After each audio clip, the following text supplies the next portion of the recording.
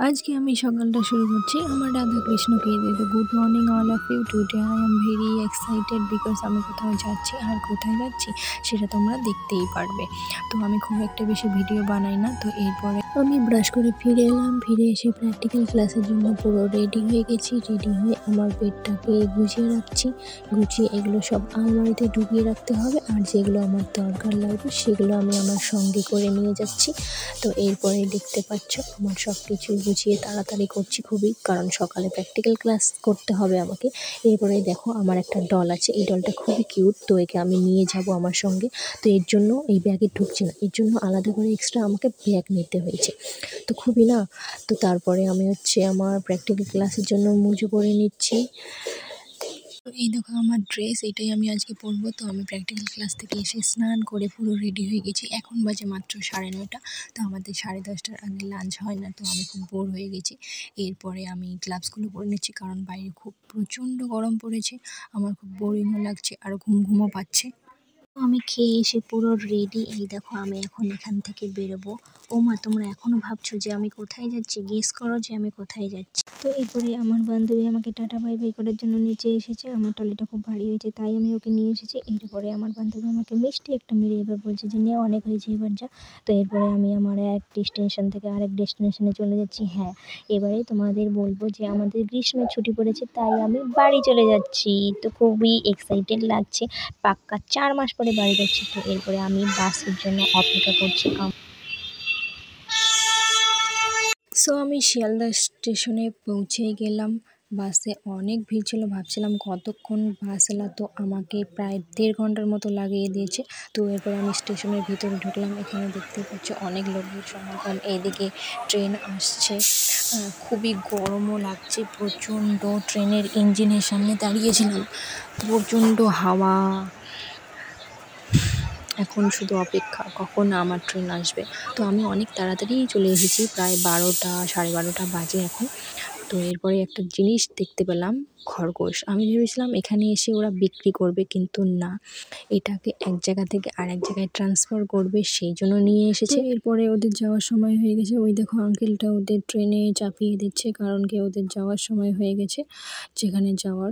তো আমার খুবই কষ্ট হচ্ছিল যে এতক্ষণ ছিল, এখন থাকবে না, চলে যাচ্ছে। চারিপাশের লোকেরও সমাগম চলছে খুবই ট্রেন ধরার জন্য, তারাও তাড়াতাড়ি করছে যে তারাও ট্রেনে উঠবে। অবশেষে আমার ট্রেন এলো বলে আমার ট্রেনের নাম্বার বলে দিচ্ছে বারবার করে। তো আমি একটু শুনে নিচ্ছি, আপনারাও শুনে নিন।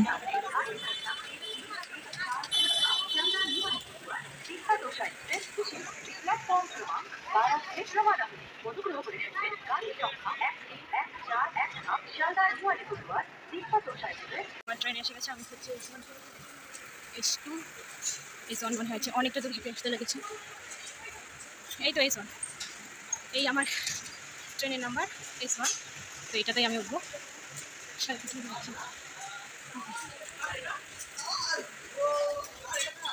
ফাইনাল গাইস, আমি ট্রেনে উঠে গেছি। উঠে একটু ঢং করছি, একটা আয়নাও আছে, ভাই মনে করছি যে আয়নাটা খুলে নিয়ে চলে যাব যখন যাব। তো এই হচ্ছে আমার ট্রেন, এটা আমার লাগেজ। তো এটা পুরো ট্রেনটাই দেখো অন্ধকার, এখন লাইট জ্বালানো হয়নি।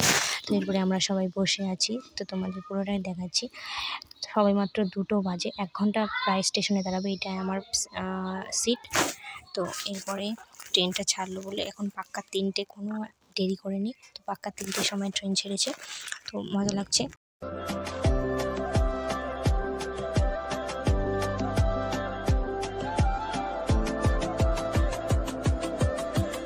সবেমাত্র 6টা বাজে, আর আমি বাঙ্কারের উপরে উঠে শুয়ে আছি, বিকজ আমার খুব ঘুম পেয়েছে।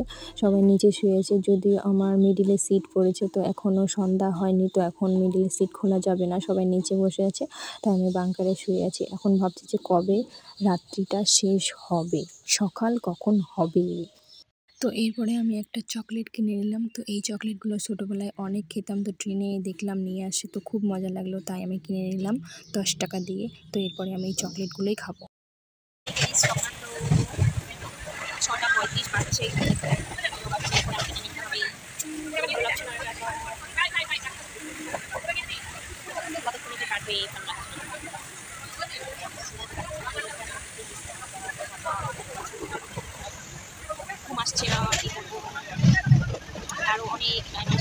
তো অলরেডি সকাল হয়ে গেছে। আমি ঘুম থেকে উঠে দেখি আমার সঙ্গে যারা ছিল তারা অন্য বগিতে চলে যাবে, তাদের ওখানে লোক আছে। তো আমার একা খুবই ভয়ও লাগছিল, তো কি করব বুঝতে পারছিলাম না। এরপরে আমি একটু ফ্রেশ হয়ে এসে দাঁড়িয়ে আছি। পুরো ট্রেন খুঁজে খুঁজে একটা দাদুকে বের করেছি, তো ওই দাদুর সঙ্গে একসঙ্গে নামবো বলে স্টেশন পর্যন্ত। তো এখনও পুরো অন্ধকার, মাত্র বাজে 2:30। তো আমি একা আছি। ঘুমিয়ে গেলে যদি বুঝতে না পারি কখন স্টেশনে এসে গেছি, যদি ট্রেন আমাকে অন্য কোথাও নিয়ে চলে যায়। ট্রেন তো পুরো ফাঁকা, দেখতেই পাচ্ছ। তো এখানে কোথায় এসে দাঁড়িয়েছে ট্রেনটা, খুবই বোরিং লাগছে, ঘুম পাচ্ছে। ঘুমাবো কি ঘুমাবো না বুঝতেই পারছি না।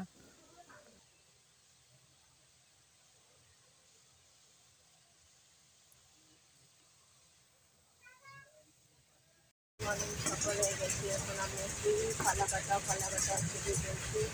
এরপরে আসবে সরষাডাঙ্গা, তারপর আসবে যেতে সকালে খুব বেশি, আর সকালে প্রচণ্ড ঠান্ডা লাগছে, এখানে খুব শীত করছে।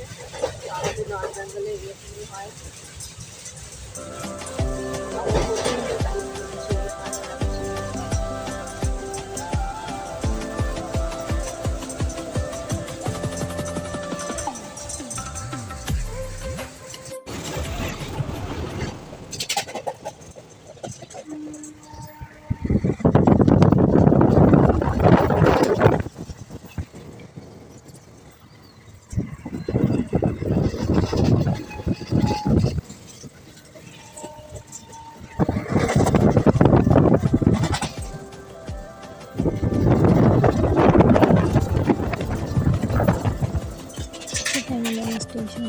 স্টেশন থেকে টোটো নিয়ে বাস স্ট্যান্ডে এসে বাসে উঠে পড়েছি। আর টোটালটা খুব বাজছিল, সকাল সকাল আমার মাইন্ডটাই খারাপ করে দিয়েছে, আর খুব বাজে ব্যবহার করেছে আমার সঙ্গে।